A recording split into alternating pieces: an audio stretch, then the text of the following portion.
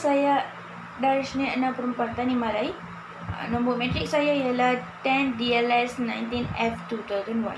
Hari ini saya nak bentangkan atau bincangkan tentang penerimaan, penagihan dan penyelesaian masalah dalam pengurusan pusat pemindahan. Okey, tadi ini mengadakan dua jenis objektif, iaitu tahu cara penerimaan, penagihan bantuan dan cara penyelesaian masalah dalam pengurusan bencana. Nombor dua ialah tahu menyatakan cara menyelesaikan masalah. Okey, seterusnya adalah kandungan. Kandungan dalam tajuk ini ialah nombor satu, pengurusan, penerimaan, penagihan bantuan. Nombor dua ialah penyediaan, masakan, kecemasan. Okey, mari kita lihat apa pengurusan pusat pemindahan, pengurus, penerima dan penagihan bantuan. Okey.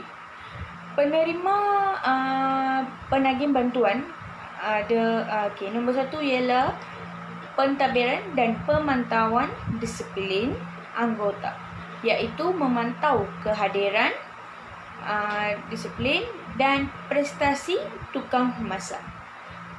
Memastikan semua keperluan harian sedia ada untuk melaksanakan proses kerja dalam menyediakan makanan.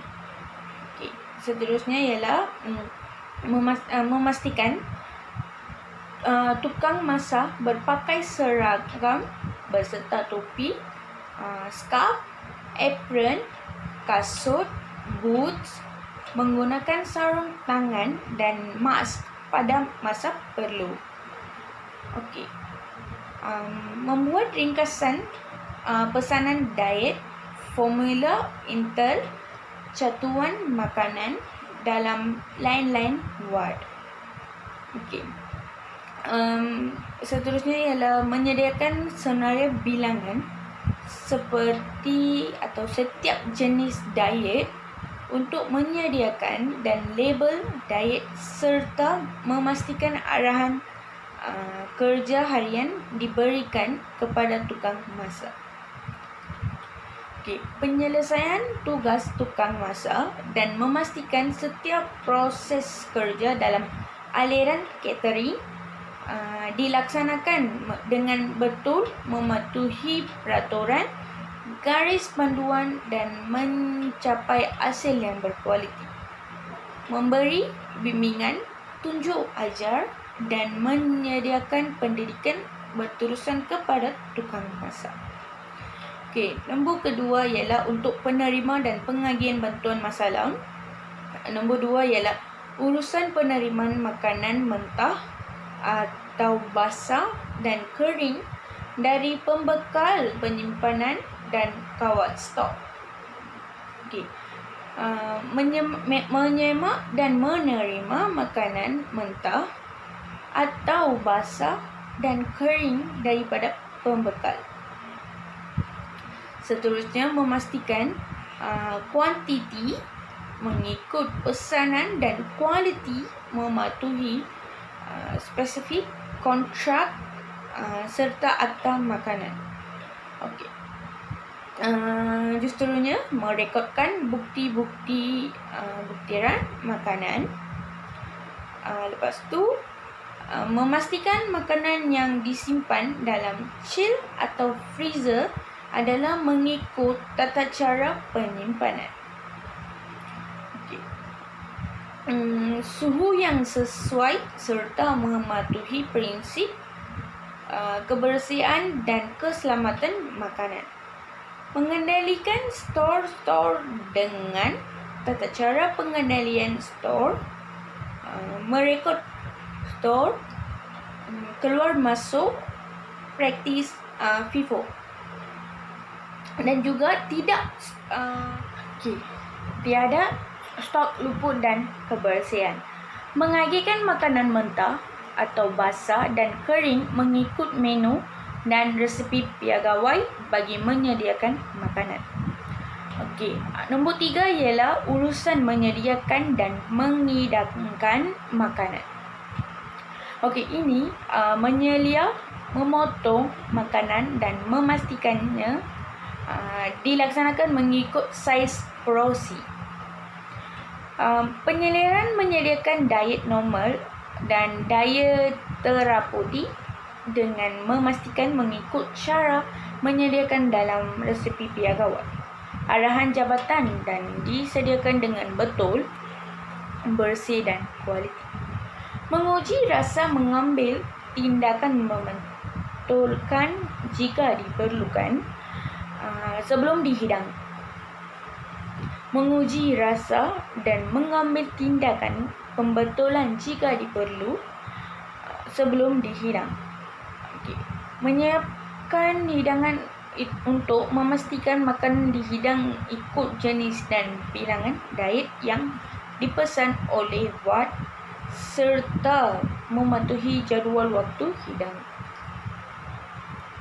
Bagi sistem penghidangan, centralized planting, peperiksaan menghidangkan makanan ke dalam tray individu, label troli, peperiksaan tray yang lengkap dan makanan.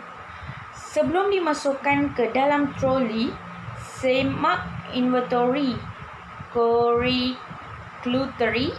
tray, cookery, tray diselepas guna. Pastikan cutlery dan tray dibersihkan dengan memuas selepas digunakan. Menyediakan pengagihan bekalan formula enteral, formula pediatri internal, produk khas, formula menyusu baby, bahan minuman kering dan cantuan makanan malam. Formula yang sesuai untuk mangsa pusat rehat, contoh banyak karbohidrat dan hal-hal lain. Mari kita formula enter. Seterusnya kita nak melihat tentang pengurusan pusat pemindahan menyediakan makanan kecemasan.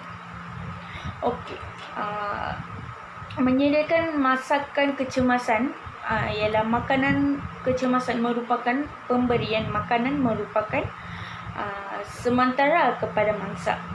Merupakan tugas utama seksyen kebajikan. Penyediakan masakan kecemasan dimasak dalam kuantiti yang banyak bergantung kepada jumlah mangsa. Bahan-bahan makanan disediakan oleh pihak tertentu seperti Jabatan Kebajikan, masyarakat dan lain-lain. Makanan dimasakkan secara bergilir mengikut jadual tugasan. Menyediakan masakan kecemasan, masalah HAM semasa memberi makanan. Jumlah masakan yang ramai dan kumpulan yang banyak seperti bayi, anak-anak, orang tua dan sakit. Menyediakan makanan dengan alatan dan bekalan-bekalan yang terhad. Seterusnya ialah kemudahan terputus seperti elektrik dan air. Prinsip kebersihan yang mesti dipatuhi. Dan mengangkutkan makanan. Sekian, terima kasih. Setakat ini saja penyelesaian saya.